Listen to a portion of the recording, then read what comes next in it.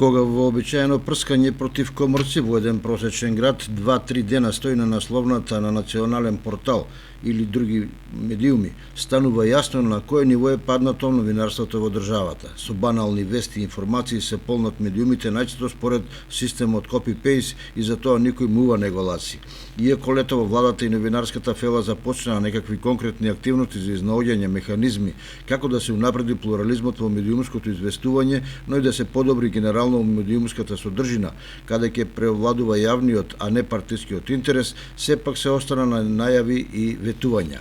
Се уште нема ништо од креирање на фонд за поддршка на плурализмот во медиумите, а не е сменето ништо ниту во поглед на промената на членот 102.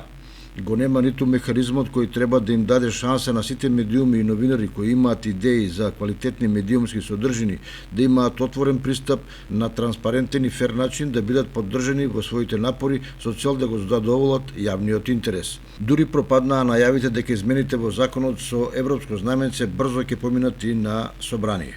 Декларативно, државата ги поздрави напорите на новинарските организации и изрази подготвеност да се отвори јавна дебата за барањата за креирање на фонд за поддршка на плурализмот во медиумите во Македонија, но истата не си одработи својата задача.